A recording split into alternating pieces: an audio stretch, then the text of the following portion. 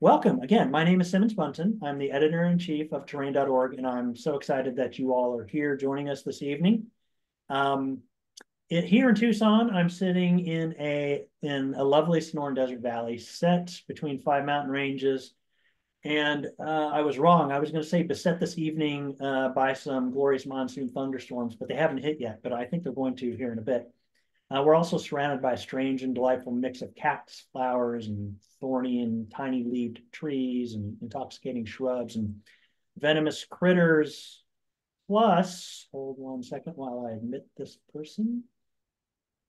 Plus, also, we have coyotes and ringtails and bobcats and mountain lions and quadrumundi and javelina and Gila monsters and Gila flickers and tarantulas and tarantula hawks and carpenter bees and roadrunners and curve-billed thrashers and red-tailed hawks and Cooper's hawks and hummingbirds and northern mockingbirds and other birds small and large, and much more here on the unceded lands of the O'odham and of the Yaqui, and I thank them all.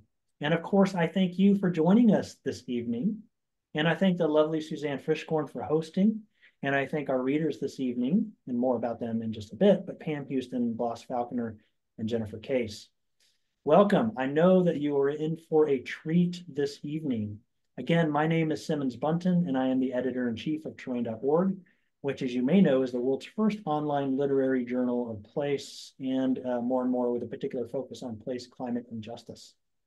So tonight you will hear from Jennifer Case, Blas Falconer, and Pam Houston, who will read in that order, and they will be introduced by assistant poetry editor Suzanne Frischkorn just before they each read.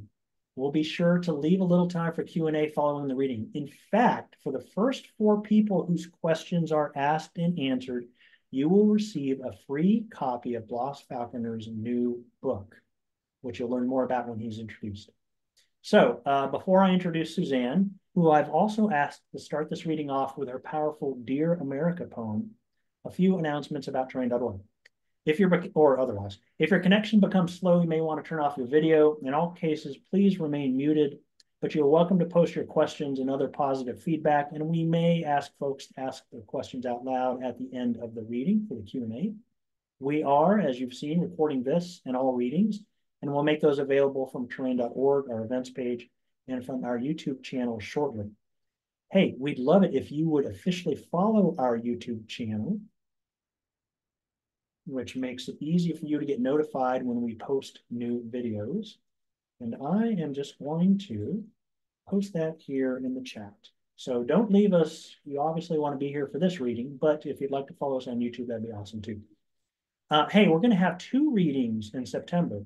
One will be on the 23rd in support of the Dear America anthology that we published on Earth Day in 2020, which seems as timely and maybe more so today as it was even back then. And one on the 30th, Poets in Honor of Martha Solano. We'll have more details on those readings on our website in the next week or 2. So now a few announcements, in other words, about terrain.org. The deadline for our 15th annual contests in poetry, nonfiction, and fiction is a week from today. Hold on, I'm going to let some folks in. Admit all. Okay. So our contest deadline is a week from today, Monday, September 2nd. That's Labor Day here in the U.S. Winners in each genre will receive $1,000 plus publication. Semifinalists receive $200 plus publication, and all entries are considered for publication. This year, our esteemed judges are Paisley Rekdal for poetry, Taylor Borby for nonfiction, and Manuel Munoz for fiction. So check our submission guidelines for more details, and don't forget to submit for what I know will be an awesome turnout. Okay. Our regular submissions for all genres, we've changed that due to the sort of overwhelming number of submissions we've had. So those will open January 1st. The Letter to America and Art Terrain Gallery submissions are open year-round. And we are continuing that Letter to America series, which seems more apt than ever, again, during this election season. Okay, in mid-September, we will open our 3rd annual Sowell Emerging Writers Prize in concert with the Sowell Family Collection and Literature Community in the Natural World and Texas Tech University Press. This year, we are accepting manuscripts of fiction, both story collections and novels. There's a $25 entry fee for a prize of $1,000 in publication by Texas Tech University Press. The submission window is open September 15th to November 15th. And more details can be found here in this link. I am posting right here and on Submittable once it opens on the 15th. Oh, that's it for the announcements. Yay! So now let's turn to this evening's reading, followed by a Q&A. And again, the first 4 questions asked receive a free copy of Blas's. Actually, I don't know, Blas, if it is in your new book or not, but I'm saying it is. So you're kind of on the hook there now, I guess. Let's turn to the reading. I'll be posting Terrain.org publication and book links in the chat in support of our readers this evening, so keep an eye out for those. Also, be sure to post your thoughts and questions in chat as we look forward to an engaging conversation following the readings, a conversation that you may just find you, no, I've already mentioned that about winning the book. Okay, and finally, thanks again for joining us. So now it is my pleasure to introduce my friend, Suzanne.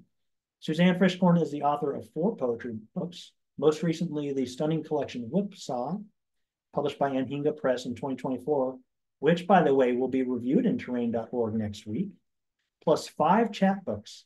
She's the, and other books too. She's the recipient of the Writers Center Emerging Writers Fellowship for her book Lit Window Pane, the Eldritch Poetry Award for her chapbook Spring Tide, which was selected by Mary Oliver, a Connecticut Individual Artist Fellowship, and a Swim Residency Award at the Betsy.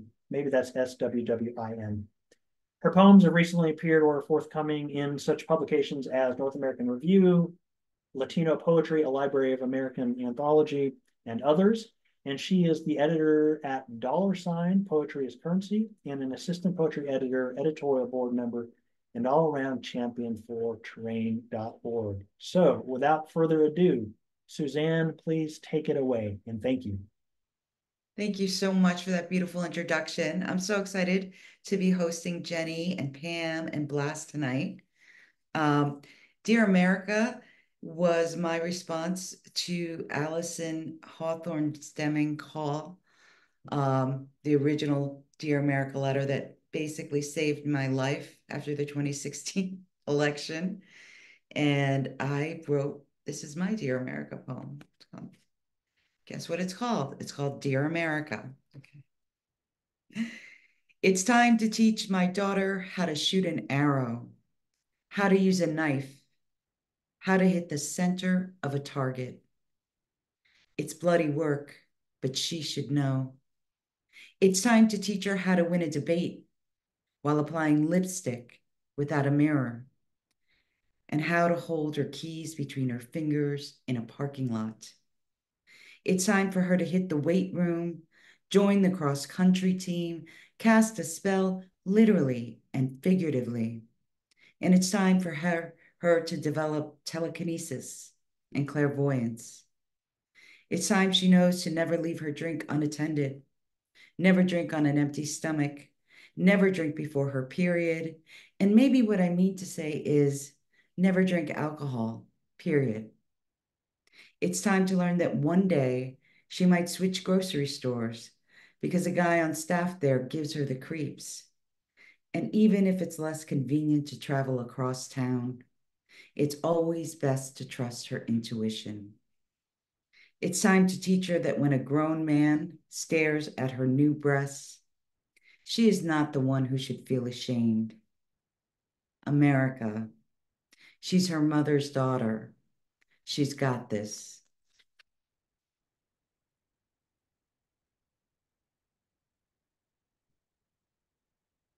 Okay, thank you all so much. That is actually from my new book, Whipsaw.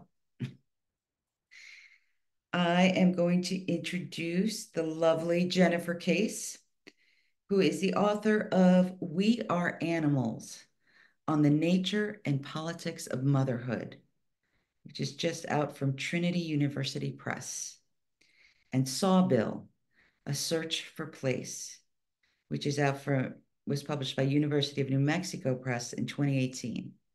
Her essays have appeared in journals such as The Rumpus, Orion, Ecotone, Literary Mama, and North American Review, among others. while her scholarship on the place-based pedagogy and trauma-informed pedagogy can be found in the Journal of Creative Writing Studies and Essay. She teaches at the University of Central Arkansas and serves as an assistant nonfiction editor at Terrain.org. Let's welcome Jennifer Case. Thanks so much, Suzanne, and thank you to Simmons for inviting me to read. It's always such an honor to read with other Terrain readers and other writers who've been published in Terrain and to be part of Terrain's family. And it's especially celebratory for me today because We Are Animals is coming out from Trinity University Press in September, but I got my first copy literally this afternoon. So I get to read from the book from the first time with all of you. So thank you for being that audience. I'm going to read two short pieces from the book. I'm going to start by reading the prologue, and then I'll end by reading a short section of one of the essays a little further in. So the prologue is called Message for the Animal Mother. You are teats tingling, hairy line from your pubis to your belly button, stretched skin that has spread and then shrunk to create ripples and dapples. You are bite and aching neck and an arm that always reaches out and will hold a child when they need to be held and will grab that child when they need to be held back. When children hit their heads on a rock or a table or the thinly carpeted floor, you will run to them and hold ice to the pulsing bruise.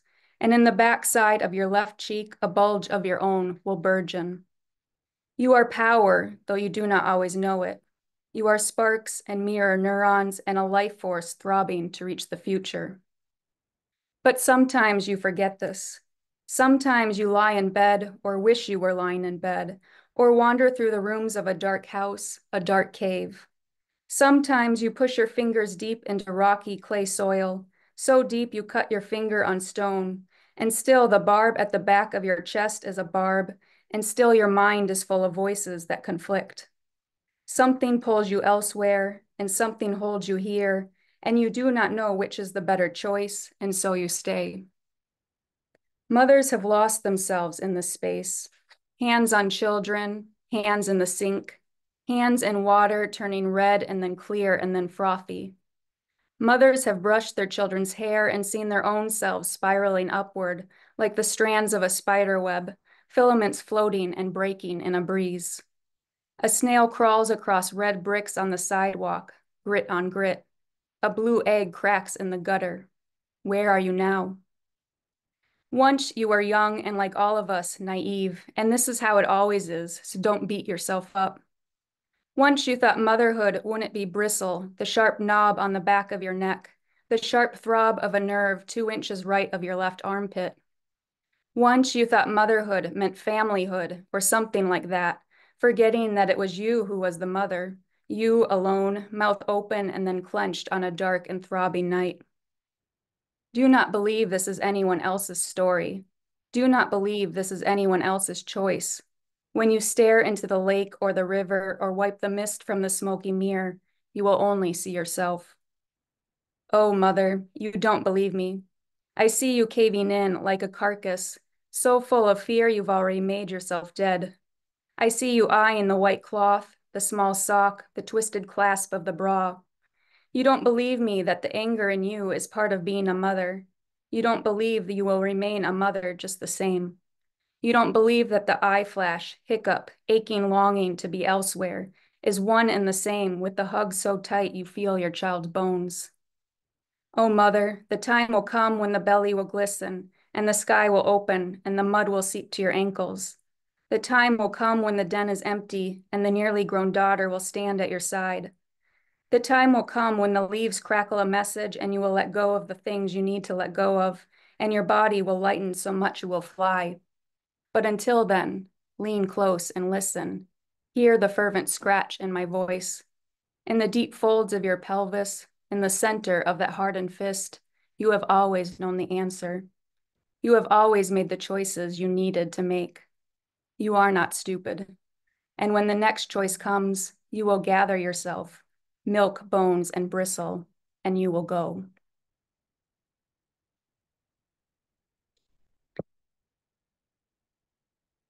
It's been really strange preparing to launch this book because although I wrote a couple of the essays after my first child, my daughter, was born, a lot of the book has to deal with my pregnancy with my second child, which happened in 2016. And so it's partly a reaction to 2016.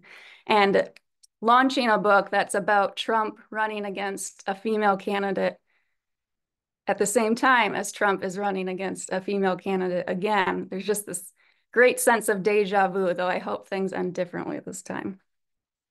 So I'm going to read just the first couple of pages of one of what I would call the central essays of the book, which is called A Political Pregnancy.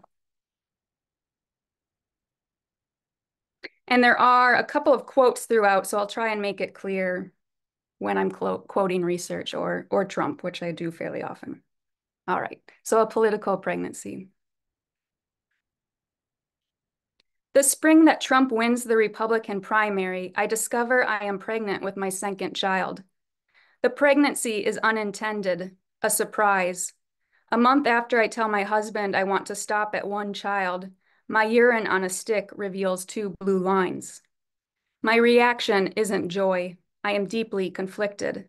But when I mention potentially terminating the pregnancy, my husband walks out of the room, refusing to discuss it. Donald Trump. When you're a star, they let you do it. You can do anything. Grab them by the pussy. You can do anything. I don't know what to do. Earlier that summer, when we were still debating a second child, my husband had leaned against the wall and said his purpose was to be a father. He wanted to volunteer as a troop leader and serve on the school PTO. He wanted clambering and laughter and a house ringing with children's voices. As he spoke, his face had opened, a small, trembling truth, and the fact that I no longer wanted a second child snared the space between us, so that it was me holding him back, me stopping him from fulfilling his vocation, me, the barrier between him and his life's fulfillment. And I thought, this could break us. This here is the moment that could break us. And that's what I think again in the days after I pee on the stick and my body has betrayed me. And I wonder if I can be the person who says no, who carves out of her body the child he wants, who commits an act that, in my husband's mind, will only ever be a sin. I begin to lie on the couch and hold my breath against nausea. I stare at our family photo hung on the opposite wall. In the photo, my daughter is 4 months old. She looks up at me, mouth open, while I prop her baby body with my hand. My husband leans over us both. I inventory the belongings that fill our rented duplex, the books and mementos and matching t-shirts and coffee mugs, the rubber tubs of baby clothes left over from our daughter. A wave of nausea passes over me, metallic saliva. I reach for a cracker and shut my eyes to the world. In the evenings, when I say, I wish this weren't happening, I wish I weren't pregnant, my husband says, I know, or he says nothing, or he rubs my back until I am silent and spent. When I say, I'm not excited for this child, he says, I'll be excited for both of us. And something inside of me shrivels and cracks, because what does that mean for him to be excited enough for both of us, for me to become the body carrying a child others want? I do not want to be pregnant, but I don't want to hurt my husband. And since I can't not have the child without hurting my husband, the pregnancy continues. Donald Trump, it must be a pretty picture, you dropping to your knees. That summer, my blood volume increases by 50%. My breasts double in size. A brown mask of pregnancy appears on my chest. I succumb to exhaustion by 2 p.m. every afternoon. I grow dehydrated quickly. I watch my blood pressure tick up like it had when I was pregnant with my daughter. I must stop to catch my breath after climbing a flight of stairs. By the end of September, the muscles on my abdomen separate from one another. They leave a chasm around my belly button that will take 2 years to heal. My daughter begs to swim with me, to bike with me, to go down the slide with me at the park. I try to keep up like I used to, but the fetus presses against my diaphragm, and my loosening ligaments cause my hips to click as I walk. I begin to research unintended pregnancies. In tabs I hide from my husband but keep on my browser for months, I discover how unoriginal I am. Just shy of half the pregnancies in the United States are unintended, the Guttmacher Institute and CDC report, and many of those women are using birth control. In 2008, 1,272,000 women became pregnant after missing a pill or incorrectly using a barrier method during some acts of intercourse, while 155,000 women became pregnant after using contraception perfectly. I fall into the first category. I had hated hormonal birth control, the mood swings and weight gain and risk of deadly blood clots, so I didn't go back on it after the birth of my daughter. Instead, I wanted to let my body be my body, unmanipulated and free, and we use non-hormonal means. Though at some point we must have done something wrong, or I did something wrong. When discussing contraception, the Guttmacher Institute only uses the term women. It assumes the responsibility rests primarily on females. It never references contraceptives and men. In early November, an external safety review stops testing on a hormonal 2-injection birth control for men. The reason, too many men dropped out of the study due to acne, mood swings, and depression. Around the same time, JAMA Psychiatry publishes a Dutch study that links depression to hormonal birth control in women. The use of hormonal contraception, the study reports, was associated with subsequent use of antidepressants and a first diagnosis of depression, suggesting depression as a potential adverse effect of hormonal contraceptive. Though women have long said hormonal birth control can lead to depression, and though some women have tried out multiple forms of birth control before discovering the correct hormonal cocktail for their bodies, this is the first study to suggest the link's truth. Feminist groups discuss both studies as a sign of institutional sexism, yet the pushback is immediate. NPR science correspondent Rob Stein says there's a different risk-benefit analysis when it comes to men using a contraceptive. When women use a contraceptive, they're balancing the risks of the drug against the risks of getting pregnant, and pregnancy itself carries risks. But these are healthy men. They're not going to suffer any risks if they get somebody else pregnant, end quote. Jeffrey Jensen of the Women's Health Research Unit at Oregon Health and Science University similarly downplays the JAMA study.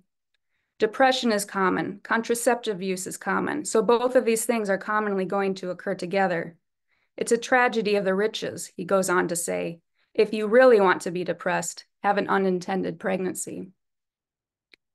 On that last point, at least, Jensen is right. I schedule OBGYN appointments and take prenatal vitamins, but after I drop my daughter off at preschool, I also willfully imagine myself getting hit by a truck.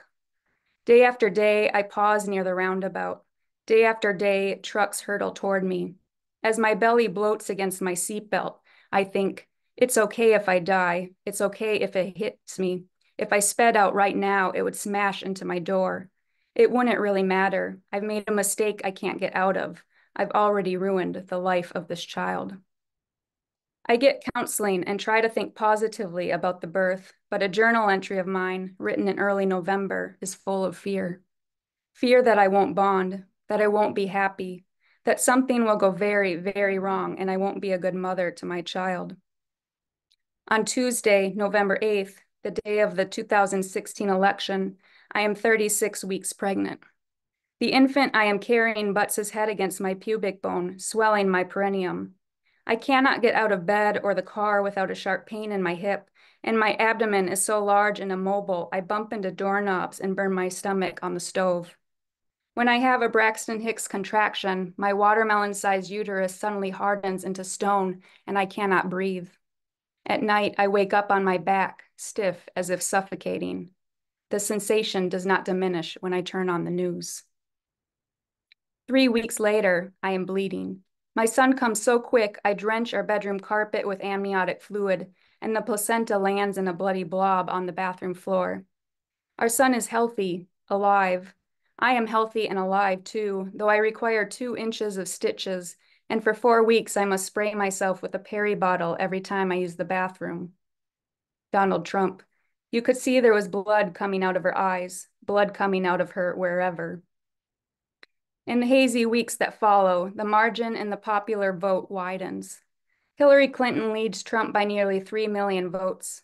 Articles are published about the Electoral College, and what loopholes the Constitution allows for such results. Liberals and conservatives opposed to Trump call their state's electors, imploring them to vote for Clinton instead. But on December 19th, the results do not change. I'll end there, but thank you again for listening and helping me celebrate. And please do vote in November. Jenny, that was so powerful and so resonant. Thank you so much. I am very eager to get that collection of essays. Our next reader is an old dear friend, Blas Falconer. It's so wonderful to be introducing him. He is the author of four poetry collections, including Rah Rah Avis. And is that out yet? Or is it forthcoming?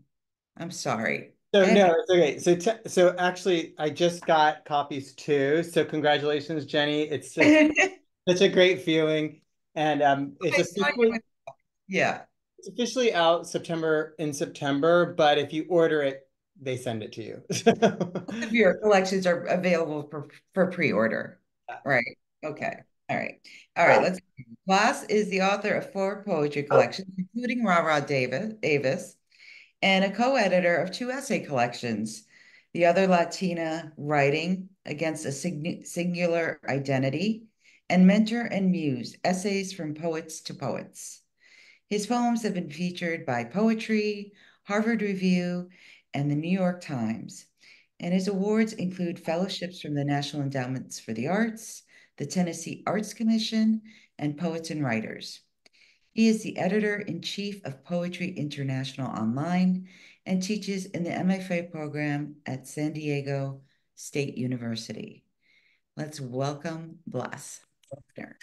Thank you so much for that. And thank you, Simmons, and everybody at Terrain. I was saying earlier, you guys do so much. I don't know how you do it. You seem tireless and so generous, and so many of us are so grateful for it. I have a dog outside the door who keeps clawing, and I'm trying to silence her, but she's 14 and kind of gets what she wants these days. So I've been texting a bunch of people in the house saying, get her, come get her. But I think one of them finally heard. Anyway, hopefully we'll be undisturbed. So I'm going to read from this new collection. This is actually my first time reading from it. I was saying earlier also that it's very strange reading from a new book because you don't know how to read from it yet. You don't know which poems will fit are right, or how the poems might work together. And Jenny, your reading was so amazing that I'll just let you know, like, that was fantastic. I hope to be half as good as you. And I was going to say that this book is largely about fatherhood, so it's quite nice to come after your reading. So I'm going to read several poems that I hope cover a number of subjects. And the first one is called Pancreas. During COVID, my father was diagnosed with pancreatic cancer, and my father lives in Washington, D.C., on the other side of the country. And so it was a challenge for so many reasons. Pancreas, a gland like a sponge, secreting fluids to regulate blood sugar, to break down. Common ailments include inflammation, pancreatitis, and cancer, abdominal pain, weight loss, jaundice. It's possible to live without one, my father says on the phone, a dryness in his mouth, his tongue sticking as he tells me what to expect if he's lucky. And all day, everything, no matter how small, makes me think of it, hidden deep inside me, weeping. The bee crawling in blossoms scattered on the glass tabletop, the sound of a pitcher filling slowly with water.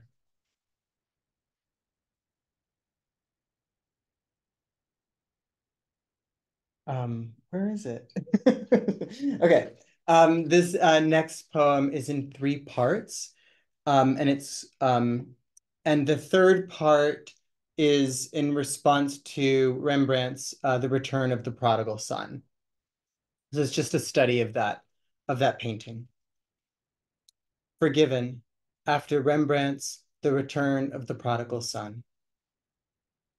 When the shoulders of the man sitting in front of me are the width of your shoulders, the slouch, your slouch, I think this time to lean into the sting of your leaving, the way you, long dead now, once leaned over a sink, the smell of shaving cream, your own face in the mirror, a speck of blood spreading in white foam. We sat there for nearly an hour, me and not you, and the poet on stage who said, a snow globe shaken relives the same shatter. Years later, I cannot want you and not want you to have left. I held your waist and we rocked slowly under our studio's one window, which glowed with the morning paper you taped there so neighbors couldn't see. News of storms hitting the coast that summer, news of war. One night you stormed off at dinner, shaking your head, your fists. You had your own ghosts. You, who'd held a spoon of ice cream, cold and sweet, to my mouth, singing, open up, softly.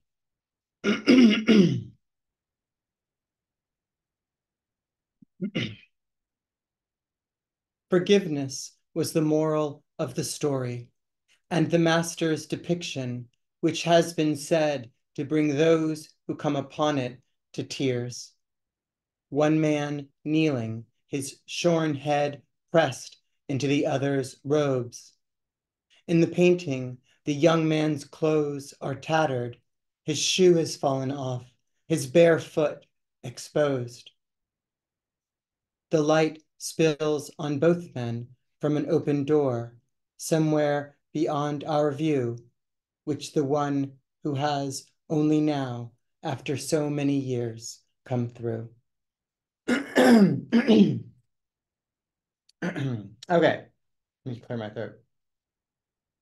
Okay, so this is a short poem that I spent a lot of time at my son's swim lessons. He was very serious when he was younger, and this was really shocking to me. But they went from like 1 lesson a week, to 6 lessons a week for 2 to 3 hours a day. So me and the parents spent a lot of time in the bleachers watching them, and I learned a lot about swimming, and swimming taught me a lot about life. It's titled, My Son Wants to Know Who His Biological Father Is. My son wants to know his name. What does he look like? What does he like? My son swims 4 days a week. When my son swims underwater, he glides between strokes. When he glides underwater, he is an arrow aimed at a wall. 4 days a week, his coach says, count, 1, 2, before coming up for air. My father had blue eyes, blonde hair, though mine are brown. My father could not speak Spanish and wondered, how can you love another man? We rarely touched. When my son is counting, I count with him. I say, I am your father too. 1, 2.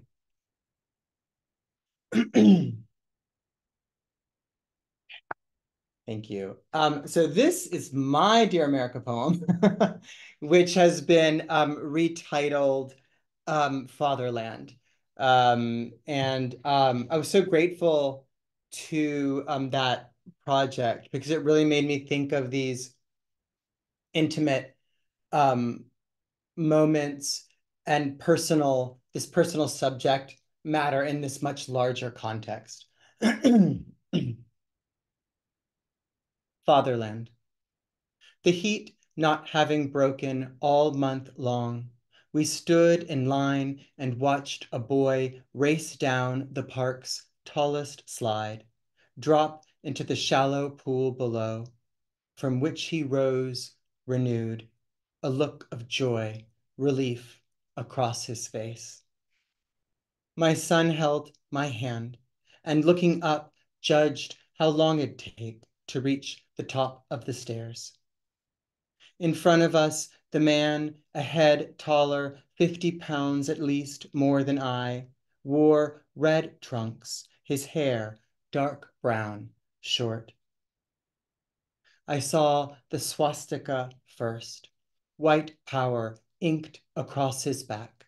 The scene, skeletons climbed his spine above a sea of flames.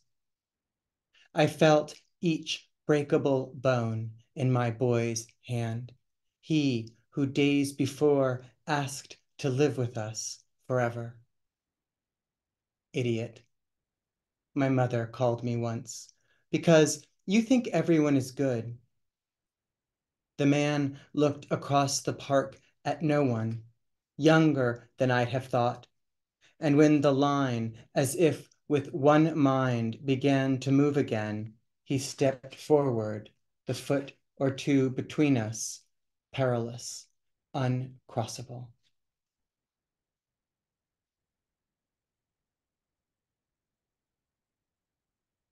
Thank you. This poem, I should have set a timer, but I have 3 more poems left, I think. If it goes too long, I will cut it to 2. But this is another poem addressing that time, the many, many months that my father was treated for pancreatic cancer. And of course, during that time when he would be admitted into a hospital, he had to go in alone and was there alone. And it was a challenging thing to bear. This poem is called Like a Prize, Like a Black Pearl. I woke up in the middle of the night to the sound of my friend in the next room crying. For whom or what, I wondered, looking out the window. I wish that I could be there, I said into the receiver the last time I spoke to my father. If only it were as simple as reaching into the body, plucking out like a prize, like a black pearl, pain. I imagined my friend in the dark, the sheet between his fists, gasping for air between sobs. There was a time when I thought I could bear anything. Now the phone rings and they'll make the midline incision from the breastbone, the length of his stomach. Some nights, when everyone is sleeping, I stand in the yard and let the dog root through the bushes for whatever has made a home for itself there. The branches shake as she pushes herself through the thicket. They must move aside the organs to cut away whatever can't be saved from my gentle father. What I heard didn't sound like my friend, with whom only hours before I sat laughing. Night stretches out over the rows of rooftops like a sheet spread out over the country. It sounded like an animal. I'm here, I say to myself, running my finger down the length of my torso as if pulling on a zipper. I have 2 more poems. I kind of tried to balance them out, father poems, beloved poems, son poems, and this is one of the last son poem. Though it's also technically a father poem, my father poem. So that kept happening in the book, where I'd be writing about my son and my father would come in, or I'd be writing about my father and my son would come in. Strata. You don't understand, he says again from the back seat of the car. My son, who only months ago could not fall asleep before whispering first some secret in my ear. When I look in the rear view, he turns toward peaks in the distance, and when I ask him to explain, shaking his head, he sighs as if it isn't worth the trouble. I had the same words for my father, and one day, cursing, pushed him through the doorway with the full strength of the body I had grown into. At 45, he could have pinned me to the wall, but at what cost? It's a story we don't like to tell. My son and I ride in silence until he asks how long it takes to get there. An apology in the sound of his voice, if not the words. I do understand. Not long, I say, as we drive through desert mountains that have stood for 6 million years, and which I once thought looked like the fallen bodies of giants, gods grown over with yellow grass. And I'm going to read one more poem for my husband, who is my partner in all of this, and it's called The Good Guy, and he is the good guy, if anyone's wondering. And thank you everybody for coming, and I'm so excited to hear Jenny and Pam as well. The Good Guy. We stood on the back porch in the late afternoon, crying hard but quiet so the kids wouldn't hear, and looked at each other. After, tired, we fell asleep on the couch, which we hadn't done in years. When we moved into this house, we found a garden, and that first summer I picked tomatoes, squash, my hands passing over what needed more time, what had fallen to the ground, rotting or half-eaten. When the season ended, we let the grass spread over the dirt and whatever else was buried there. I woke up in the early evening to a sadness, like something I could point to, a painting you hung on the wall, a silver bowl you filled with coins from countries you might never see again. I could hear the boys playing in the next room. Now I get to be the bad guy. Until one stopped the game to say, I'm hungry. Me too, the other said, and you got up slowly and made your way to the kitchen. Thank you. Thank you.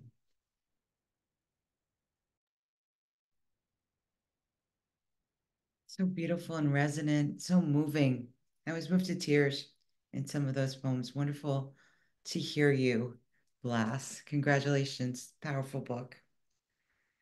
Our next reader is Pam Houston, and she is the author of the memoir Deep Creek, Finding Hope in the High Country, as well as 2 novels, Contents May Have Shifted and Sight Hound, 2 collections of short stories, Cowboys Are My Weakness, and Waltzing the Cat, and a collection of essays, A Little More About Me, as well as a book of essays between Pam and environmental activist Amy Irvine, Airmail, Letters of Politics, Pandemics, and Place. Her stories have been selected for volumes of the O. Henry Awards, the Pushcart Prize, Best American Travel Writing, and Best American Short Stories of the Century, among other anthologies. She is the winner of the Western States Book Award, the WILLA Award for Contemporary Fiction, the Evil Companions Literary Award, and several teaching awards. She teaches at the Low Rez MFA program at the Institute of American Indian Arts, is a professor of English at UC Davis, and is co-founder and creative director of the literary nonprofit Writing by Writers. Her forthcoming book, Without Exception, Reclaiming Abortion, Personhood and Freedom, will be published in September 2024 by Torrey House Press. Let us all welcome Pam Houston. Hi, everyone. So nice to be here tonight. Blas, that was amazing. And Jenny, I didn't know your work and it blew me away. I just, so much courage and beauty in that work. Thank you so much. And thank you, Simmons and Terrain and everyone for including me in your community. I've been fiction editor at Terrain now for a few years, and I just love being part of this group of people. This book, my book, comes out on Tuesday, and it came about because I was talking with Kirsten Allen, the editor of Torrey House. We were at a reading for another book that Torrey House did that I was a part of, and Dobbs had just come down the pike, and we were grousing about it and screaming about it in the back of the room, waiting for our turn to go on stage. And I said, you know what I realized? I realized that my entire reproductive life, I got my first period the same month that Roe was ratified, and I am now fully in menopause with Dobbs. So my reproductive life corresponded exactly with the lifespan of Roe v. Wade. And Kirsten said, you want to write a book about that? And I said, I think I do. So that's how we got to this point. And I will read you some selections. I'm going to start my little timer. This is, it's in 60 parts, tiny parts, one for each year of my life. 3, me and the wild world. I love the wild world with all of my being. I love the teacup blue color of the largest Great Lake, Superior, also known by its original name, Anishinaabe Gitchigami, as it curls and bubbles against the orange cliffs of the Apostle Islands, National Lake Shore. I love galloping a quarter horse up the damp bed of Medno Creek in September, just after the aquifer has sucked the water back down into itself, creating perfect footing for the horse, a flea-bitten gray draft cross warm blood named Big Lil. I love the 700-foot blonde dunes that rise on my left as we move along, the gray granite Sangre de Cristos rising on my right, the willows in the creek bed just on the verge of changing from green to gold, and the sky a sort of stupefying blue that seems to grow deepest twice a year, once now and again in January. I love when it rains on the homestead I have lived on for 30 years, soaking the ground parched from this 20-year and counting drought we continue to endure. Love the smell of wet blue sage. Love how the birds sing so happily when the rain passes, how it quenches the thirst of every plant and animal for miles. I love the sand hills of Nebraska with their never-ending sunflowers and blue stem and gamma grasses, every farm road beckoning me to go deeper and deeper into the meadows, exploring, never getting to where I am supposed to be on the other side of the state. I love the twisted red rock canyons of the Escalante in Utah, every color of the sunset, and the paintbrush and globe mallow that bursts from between the sandstone's cracks. I love hiking into Calf Creek Falls early on a winter morning, arriving just at the moment the low sun hits the waterfall, turning the beauty up one more notch into sublime, into fairy tale, into a place where no matter how many times I see it, I can't quite believe it's real. I love stand-up paddling the coast of Maine near Brooksville as the extreme tide rushes in like a river, knowing the consequences of falling into that clear, cold water, but secretly hoping it happens anyway, because I know that plunge will reinvigorate all of my organs, make my cells feel better for the rest of the day.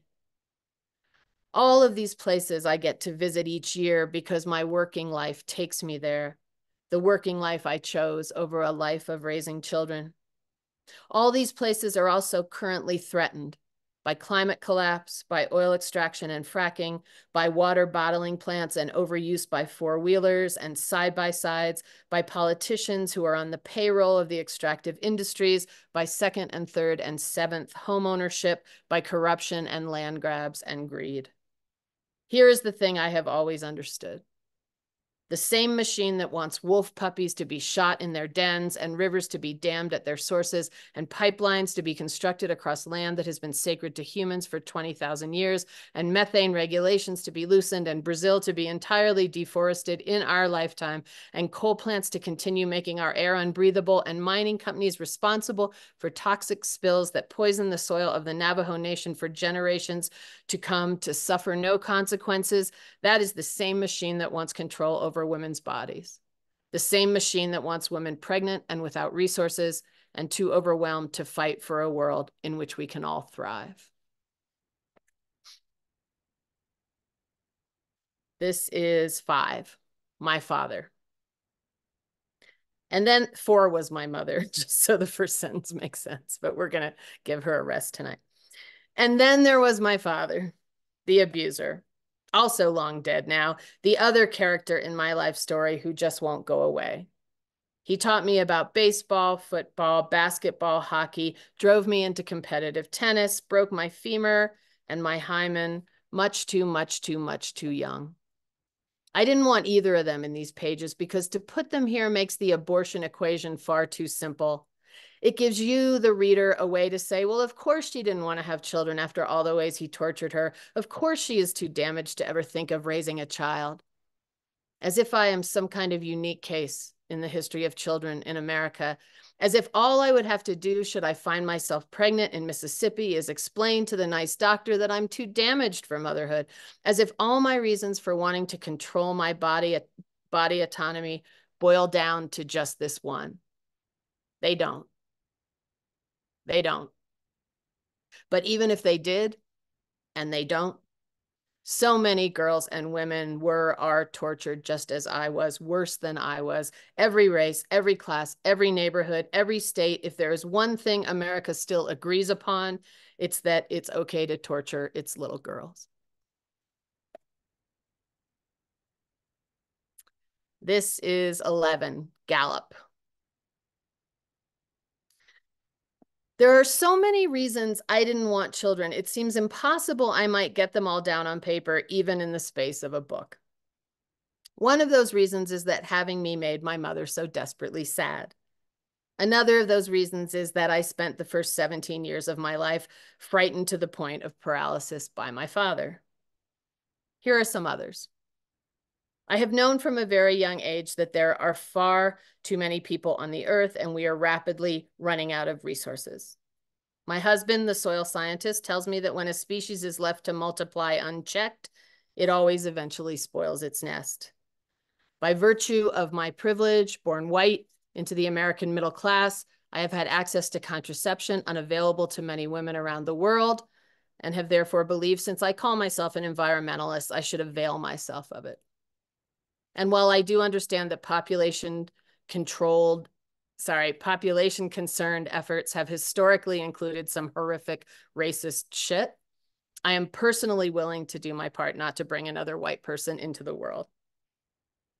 I have often said that if I could trade my own life to bring back the dodo, the roseate spoonbill, the golden bear, or any of the 21 species that were quite recently removed from the endangered species list due to extinction, to bring back all the slaughtered and starved whales, dolphins, and porpoises, to bring back the 2.9 billion birds we have lost since 1970, to put meat back on the bones of the still living polar bears and give them a chance to avoid extinction, and the narwhal, and the Mexican gray wolf, and the California condors, I would do it in a heartbeat.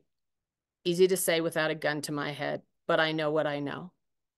I am definitely not interested in adding to the problem of my resource consumption by creating another consumer. If I had ever been hell-bent on motherhood, I would have chosen to adopt. I like animals more than people, puppies more than babies, foals more than babies, even kittens more than babies, and I'm honestly not all that crazy about cats. I wrote in an article that if I could give birth to and raise a leopard cub, for example, that would be the sort of motherhood I might find irresistible, and it's something I might consider even now.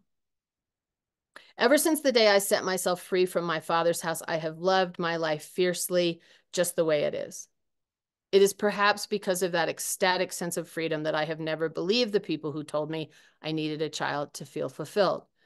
Writing books and teaching has fulfilled me. Mentoring the undergraduate and graduate students who take my classes has fulfilled me. I have even mothered some of them in my own slant way, and that too has fulfilled me.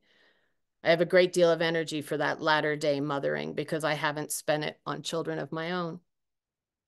I was a travel writer for decades. Occasionally, I still am, and as a result, I've had the opportunity to visit more than 80 countries. I know how to navigate by the stars, how to mush a team of dogs, how to ask an Icelandic mare to move out at a tolt as opposed to a trot or a flying pace, which I also know how to ask her for, how to steer a double kayak through a series of sea caves, how to carve giant slalom turns down the side of a mountain in fluffy foot-deep powder, and each of these things has fulfilled me too.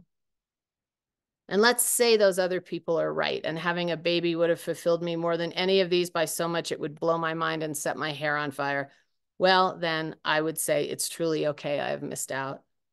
I would say my mother drank herself to death because of the unrelenting happiness bringing me into the world brought her.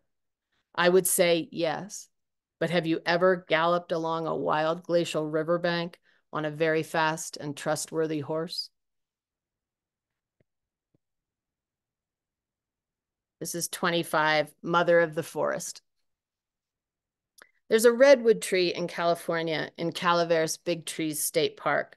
Her name is Mother of the Forest. She was named for her extreme beauty and her extreme size, an Amazon of a tree standing above so many other Amazons. When one walks on the guided nature trail through the North Grove in Big Trees State Park, the numbered trail guide informs the visitor the tree that stands before you is a symbol of greed and thoughtlessness. In 1854, Mother of the Forest was stripped of her bark by promoters who schemed to ship the bark in long strips they would reassemble in New York and London to the delight and fascination of high-paying crowds that numbered in the thousands. The naked tree was left to die, which she began to do almost immediately because she was mortally wounded. Her bark was no longer there to protect her from bugs and fire, nor to carry sugars and nutrients from the soil up through her trunk and out to the ends of her branches. Weak and malnourished and unprotected, she was scorched further by the fire of 1908. More than a century later, she still stands in that grove, gutted, hollowed out, ghost-like. If you look close, you can see where 8-foot sections were peeled away from the living tree. An entire crew of men worked for 90 days at her destruction. Even though in the 19th century, most people still thought of nature as limitless and renewable, the murder of the mother tree alerted John Muir and others to the need to protect the trees for the future. He said, skinning this tree alive is as sensible a scheme as skinning our great men would be to prove their greatness. But they didn't skin a great man or even a tree named after one, did they, Mr. Muir? There are plenty of trees still alive, still intact in that grove, bearing the names Abraham Lincoln, Hercules, and the Old Bachelor. Why not skin the Old Bachelor and leave Mother of the Forest to nurture all the other trees? We know why, don't we? I'm gonna read this one that I wasn't gonna read because of Jenny. This is for Jenny. It's sort of like the other side of the story. It's called Fool Me Once. My third abortion was with another man I married. This one's name is Martin. For what it's worth, and part of me resists the urge to write this, the whiny tone I can hear in my own voice, the first time I got pregnant around a diaphragm and spermicidal jelly, The second time I had 2 recently, got back on the pill. The third time it was back to the diaphragm. There might have not been any spermicidal jelly. I might have been more careless with my timing. By the time I got pregnant with Martin, the other 2 abortions had faded into the recesses of my memory. Martin and I were planning our wedding. I was 41 years old. I think I thought I was too old to get pregnant, inane, given the fact that my mother had gotten pregnant at 42 or possibly 43. Had my mother felt similarly impregnable by virtue of her age just before she got pregnant with me? Or did being married to a man with a job make her think even momentarily she wanted to have a baby? Martin didn't have a job, not really. He did a little seasonal acting and had the countenance of a sweet, sweet child. He had lost his mother far too young and was looking for her replacement everywhere. At the time, I was specializing in men who didn't have jobs and were looking for a mother, so I gladly obliged. After the positive pregnancy test, my friend, who always told me when I looked into my eventual baby's eyes it would become my Tibet, gave me the name of a therapist in San Anselmo, California. She had seen for postpartum depression. I was headed out there to teach the fall quarter at Davis during what would be my first trimester. His office was a fern-covered, wood-paneled affair. "We are going to get you in good enough emotional shape to have this baby," he boomed, before he had asked me anything of substance. I hated him instantaneously. I wanted Drew and his pencil eraser-sized cluster of cells. That was my old therapist. I ought to have gotten up and left the office when the doctor started rattling off names of the antidepressants that had been found relatively safe for pregnant women. None of this was the doctor's fault. He hadn't said anything cruel or even unprofessional. He had simply mistaken me for someone who wanted to have a baby, someone who wanted a baby enough to take a mind-altering drug. I don't smoke pot and I don't drink alcohol, and I have never taken an antidepressant for a couple of reasons. The first is that one time at a bookstore reading in San Anselmo, of all places, at least a decade before seeing that therapist, I had been standing against the back wall with a writer of some renown, and she was telling me how she had started taking the then newly approved Prozac and how it had changed her life. "It's amazing," she said. "I don't have bad days anymore. The only downside is I no longer think in metaphor." I knew in that second that if things ever got bad enough for me, I would have to literally bite the bullet. The other reason I have never taken antidepressants is because I'm pretty sure I've never really been depressed. What I frequently am, and was that day in the therapist's office, is terrified. It had been the same across all 3 brief pregnancies. I'd been stupefied, paralyzed with white-hot fear. All these years later, I can still feel the ghost of it coursing through me, a fear so total, so blinding, there is very likely nothing anyone could have said that would have resulted in my taking a pregnancy to term and raising a child. Everyone calls me a badass, but in this regard, I am an abject coward. I have never before tried to put that particular feeling into words. I'll just skip ahead a little bit. I talk about how a lot of people who were abused are afraid they would be an abuser, and that's not my fear. My fear is that the physical act of giving birth to that child and the ongoing imperative to care for it would send me back psychically and spiritually to the hell that was the house I grew up in. I would be the shell of a shell trying to raise a human person, which is no kind of life at all. My mother's mother died in childbirth with my mother, a sentence I have written or said aloud 10,000 times, a 9-word sentence in which 3 of the words are mother. The most essential part of my mother died giving birth to me. I couldn't risk it. I wouldn't risk it. I would not take an antidepressant to keep me from feeling the truth about my own limitations. I never went back to see that therapist again. What I did instead was take time to myself to try and work my own way to something other than terror, to some kind of connection to the accumulating thing inside me, to something that might be called love. Try as I might, I could not get there. I had the abortion a few weeks more pregnant than I'd had the other 2, still within the first trimester. I remember the nurses standing outside of the hospital smoking as I waited in my car for the time of my appointment. I remember thinking maybe 3 was the number after which I went to hell, although I've never believed in hell, and understand that for most people, hell is a place strictly of our own making. I'll stop there. Thank you. I was going to end a little more up, but I really wanted to read that one for Jenny. Things get better.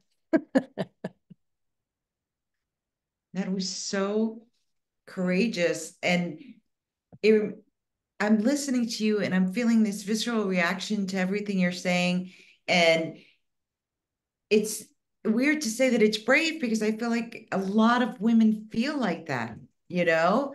They have these are experiences they just don't talk about. It was really impressive. And I I loved the way that you just went forward with it. And I'm all right. I'm not gonna ask you any questions yet. We're gonna take other questions, but thank you very much. That was incredible. Thanks. All right. Do we have any questions from the audience, Simmons? I just posted one that we received via email from Sherry Hoffman. I don't know if Sherry's on here or not. Sherry, are you here? Yeah. Yeah, I'm here. Do you want to ask that question? Sure. My question is, and thank you for your reading, Pam. As there's more stories coming out and more women telling their stories, and the political landscape is shifting around, do you find that you have more to say that comes after this book? We'll see. You know, I was so gratified to see those three women at the DNC testifying, telling their stories. If you didn't watch the DNC, there was one woman who talked about being turned away when she was having a miscarriage until she became septic. There was another woman who told an IVF story, and there was another woman who was raped by her stepfather and was impregnated when she was 12.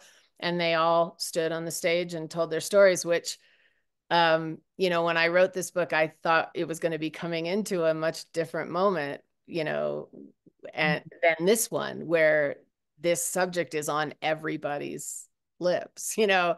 But that seemed like a miracle to me, like watching the DNC and seeing how much attention was given to women's right to choose, you know, in every situation, not just horrific situations like those, but in every situation. So I don't know the answer, Sherry. I'm writing a book of animal essays, like which are, I mean, I suppose all essays are political, but I'm writing a book of animal essays right now that I'm excited about. But I imagine I'll be talking about this for at least the next 2 months a lot, and I will probably find some new things to say. But thank you for asking.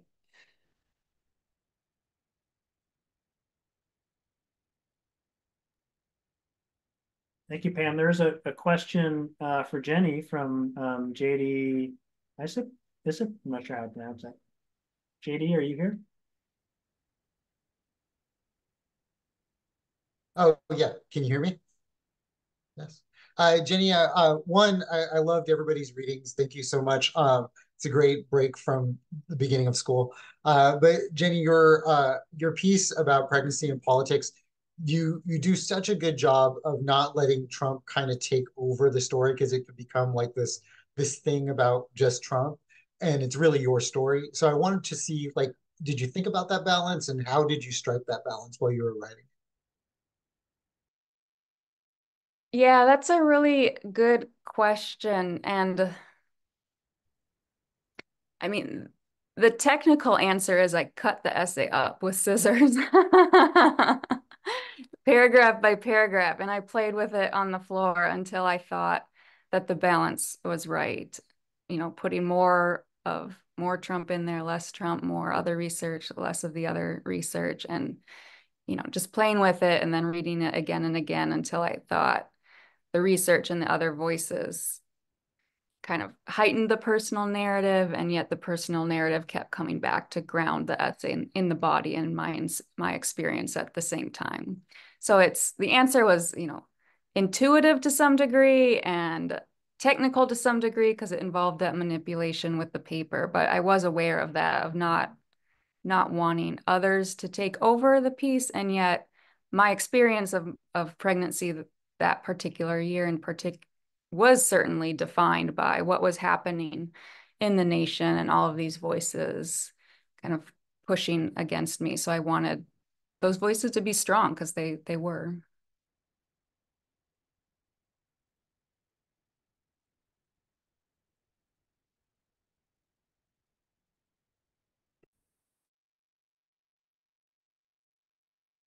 I am looking for other questions in the chat, Suzanne. I'm not seeing I'm any. also looking for questions in the chat. Does anyone else have any other questions? There's a lot of just There's a lot. You questions. guys should read this chat. There's a lot of love here. I wanted to compliment you for curating such a powerful kind of the whole scope, all of these writers, working together, writing such moving pieces, whether they're poems or essays or nonfiction, and getting such a different, with different perspectives. It was really powerful. Impressive. Yeah, for sure. I think there's an art to the curation as well. Getting the right people together. Someone would like to ask Pam a question. Wendy Vlock, are you here? You can ask her your question. You unmute.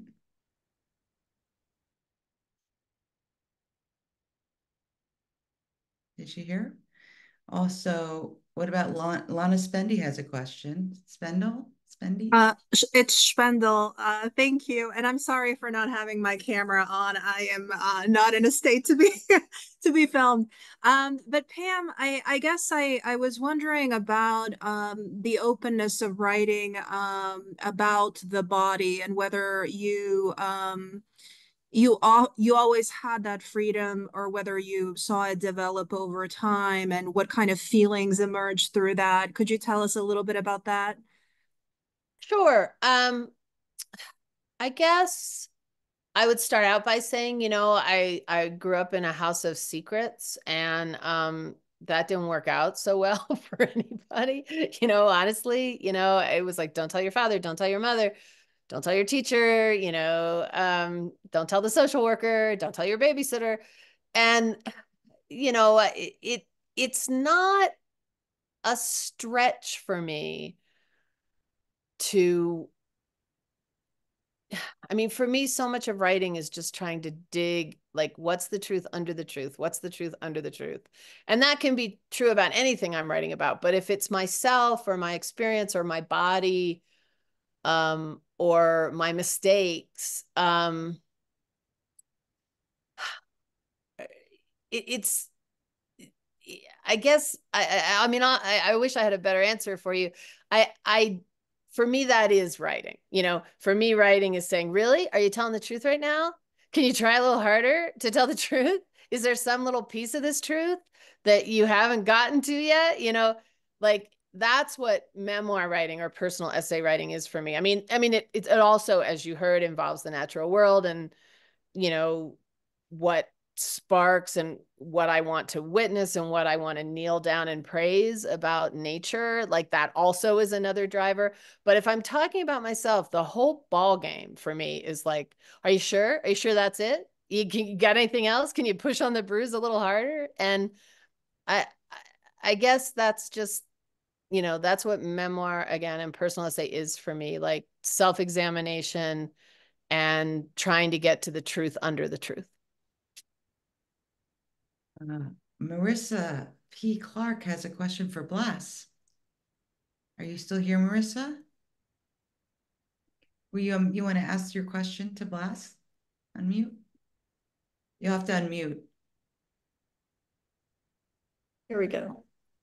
It always takes a few clicks. Good evening, everyone. And I just want to say to all of you readers, what phenomenal work. I'm so glad I listened in tonight. Thank you so much for the writing that you're doing. And I'm really moved by the work of Jenny and Pam in terms of the particular political landscape we've been living in for the past 8 years, and how these recent works that you're bringing out are really dovetailing with that.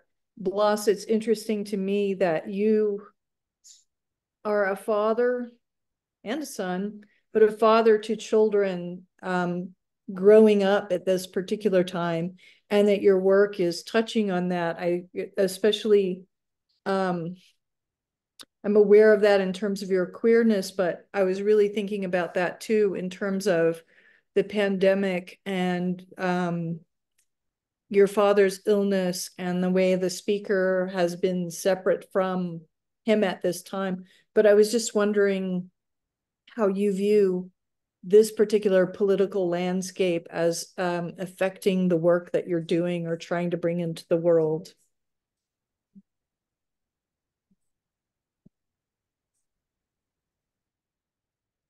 Two clicks. Thanks.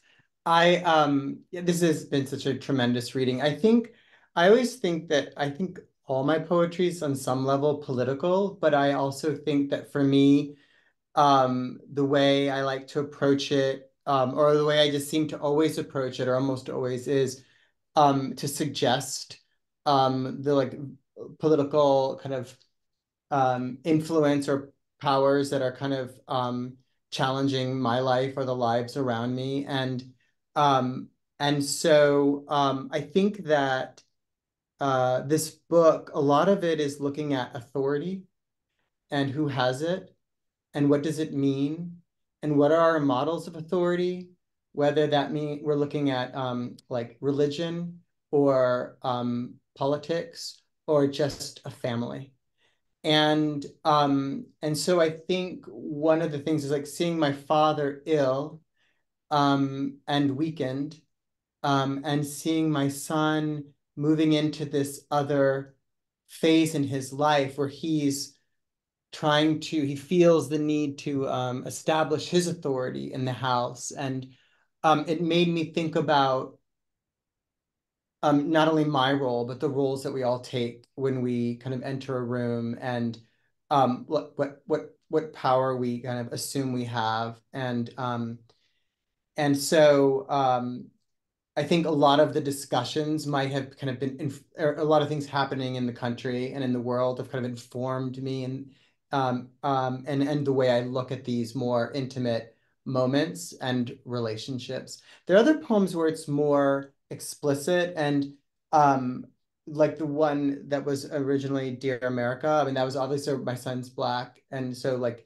obviously like I'm kind of attuned to what's happening, you know, in the country regarding race, and there, you know, everybody in our family kind of identifies in the way that they do, and so we are kind of very much kind of paying attention. But there are other poems that are addressing things like the way women have been treated, and there's one poem in particular called Figura Serpentinata, which is looking at like examples in which like I saw my mother treated and didn't understand it at the time, or I saw my sister treated and I didn't understand it at the time. And there was a kind of, that's just what happens, you know, like that's, and so there's a kind of normalization to that kind of authority, like over women. And so I think the poems are starting to kind of branch into areas beyond like my queer identity or my Latino identity or my family's identities. In other ways, but I don't think they ever really come, or they rarely come to the surface in an explicit way, just not the nature in which I usually write. But I always feel that way, and I feel like a love poem for me is a political poem. You know, if I just, you know, I'm from the days when I would be in workshop and people said, do you want to be a poet or do you want to be a gay poet? You know what I mean? Like, as you know, and I had you know, so to me, when I wrote a love poem to somebody, I thought, well, this is fuck you, like to those people who would object. And so I think it might not, anyway, all this to say, I guess, is I love the way the essay allows people to kind of interrogate these questions explicitly. I find it hard to do it in poetry without it seeming kind of condescending or didactic, or just for me personally. Thank you so much. I'm really looking forward to your book. Congratulations.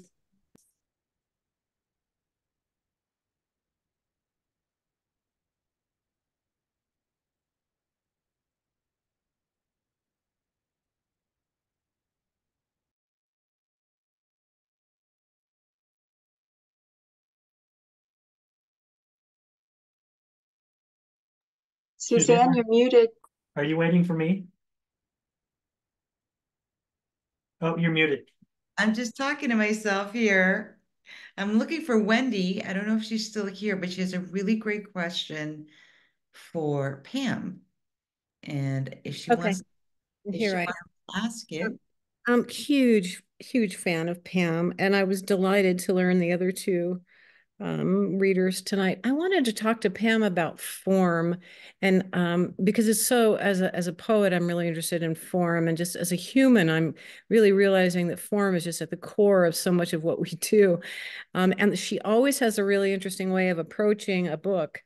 And I was interested in knowing how you came up with the form for this particular book with the 60 years and the and all of that. Like, how does that come to you? Form is super important to me. You know, I always go back to Barry Lopez's line where he said, "We're pattern makers, and if our patterns are true enough, they'll have the power to bring a person for whom the world has become chaotic and disorganized up from their knees and back to life."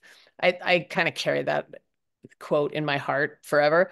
But also, just form makes me feel safe. You know, I don't like to know the aboutness of a book. I don't like to know the plot of a book. I don't like to even know exactly the narrative arc of a book. But if I have an idea about a shape, like my novel Contents May Have Shifted is a 12-sided Rubik's Cube, just to throw the most bizarre one out there, to give you an idea of how this is important to me. Deep Creek is an almanac, a calendar. I knew it was, you know. So for this book, I had to write this book really fast. And I knew, and you didn't really get this from my reading probably, but I knew that it was going to include like the dissent, the Supreme Court dissent. I knew it was going to include a lot of research chapters. These are short chapters, but like the Turnaway study and the post-Roe care study from the University of San Francisco, plus my super personal stories, plus what I call my metaphorical approach to abortion, like the mother tree, you know, section that I did read. So I knew it was going to have all these different moving parts and that they were not going to be fluid or linear, which I prefer anyway. I, by the way, make my fiction students write formal poems all the time for, you know, we do pantoums, we do villanelles, we do, you know, anyway, sonnets. But in this book, it was really sort of like a desperation. I was like, you know, it is about my life, the reproductive span of my life and my lifespan. The original title of this book was Lifespan of a Human Right, and the publisher didn't like it. But anyway, it was really just like a 2 a.m. I need a form. So how about one mini chapter for every year I've been alive? Like it was not super deep. It was like I just needed, you know, I feel like once I have the form, a form is a stay against infinity, right? Like you don't get afraid that you're going to lose the whole thing. And because I'm not willing to do an outline or know where I'm going or what does it mean? How does it end? I don't like any of those questions. I feel like, you know, the form makes a little playpen for me. And then I feel safe to experiment, safe to not know. And so it was really just kind of like, Hail Mary, I need a form. I'm going to say one for each year of my life. I think we have time for one last question, and we are gonna, I really like Sarah McCandless question. Sarah, are you still here? Yes, I'm here. Hi. Question. Thank you. That's a great question. Yeah, thanks so much. I'm so happy to be here, just what I needed tonight. So we were talking about the DNC, and Michelle Obama said that hope is making a comeback. And so I'm curious for all of the writers, if you're feeling hopeful and if it's showing up in your work or how that might be impacting your books that are coming out. And is there anything else that's making a comeback in your writing? That's kind of like a 3-part question. So any part of that that you want to speak to, I'd love to hear about. Who wants to go first? I can go quickly. In terms of reproductive justice, I feel more hopeful nationwide, but I live in Arkansas and we got enough signatures to put abortion on the ballot, but the current state government found enough loopholes or problematic little things to not get it actually put on the ballot. So Arkansas, I don't feel hopeful for change to come for a while yet. It'll take a while for things to turn around here in Arkansas, where abortion is currently completely banned after the Dobbs decision. But nationwide, I do feel like people are more in touch with humanity and just tired of all the nonsense, right? So I feel like there's an opportunity for more connection that wasn't there 2 years ago, or certainly 4 years ago, or 8 years ago. And that gives me hope. If I go, then Pam can go last. And she can be the wise one. I'll be like in between. So that's a great question. I was just thinking about it in a couple of ways. And one thing I have to say is that I feel like that even if I'm addressing something that's very dark or challenging, that even the fact that I'm able to articulate something, a response, is so hopeful to me. And I was get too personal, but I think that, I was in the closet for 24 years. I was quiet. I didn't allow myself to speak for the first 24 years of my life. And so I think, whenever I approach any challenge, and I feel like I'm at the edge of what I'm capable of doing and articulating how I'm processing it, that's a win for me. And that makes me feel hopeful. And you asked how do I see it in my work? I'm feeling a lot more hopeful more recently, but I do have to say that one thing I noticed, because when a book ends, then you're kind of in the play area, like you don't know what that form is that Pam's talking about. You're just writing, and it's so fun, and you're like, I don't know what my subject matter, for me at least, I don't know what my subject matter is. I don't know what my devices are. I don't know what my form is. And so there's a lot of risk taking that I love.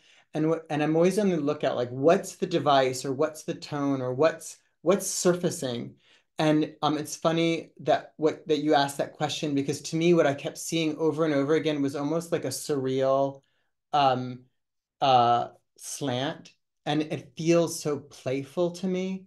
And that feels like a reaction to to hopelessness. You know what I mean? And so I'd say, yeah, that playfulness is coming back, and that's to me a sign of hope. So. I'm not going to be wise, but I will tell a brief story. I feel very hopeful. I feel so much more hopeful. If anyone had told me how hopeful I would feel right now a month ago, I would not have believed them. Today I was at the grocery store and I was wearing this shirt, and a man came up to me and asked me what assignment did I understand. And he was probably 50 years old and white, and he was buff, and he was wearing an American flag hat. And I said, I understand that the assignment is to elect Kamala Harris. And that sat there between us for a sec. And then he didn't say anything. So I just jumped in and I said, well, I said, more specifically, I said, on the night that Biden turned passed the baton to Kamala Harris, 44,000 Black women got on one Zoom call that was made possible by an East Asian woman who brought all her engineers into Zoom so 44,000 women could be on one call. And basically, like, what's behind this is like, hey, white women, do you frickin' understand the assignment this time? And so I told him all that, and he stood there. And then I said, I don't know if you saw the New York Times yesterday. I said to this dude, I was like, I don't know if you saw the New York Times yesterday, but they said joy is not a strategy. And I'm here to say the hell it isn't. I said, like, look around this grocery store. So I was just doing my thing, and I was going on and on. And then it seemed like it was probably his turn to talk. And he said, he took a deep breath and he said, you know, I was a Marine for 26 years. And I said, well, thank you for your service. And he said, I didn't fight for this country so that horrible man could run it into the ground. And I gave him a high five. And I mean, we all but hugged, you know, and he went on his way and I went on my way. So like, that's the most hopeful story. You know, I get a lot of feedback when I wear this t-shirt and most of it's positive, but that story today, like, I feel so hopeful. That's enough. But I feel extremely hopeful. And also like we've got 71 days or however many days to make that a reality. Joy and hard work are a strategy. How about that? Right. Joy and hard work. Yeah. Suzanne, any closing words?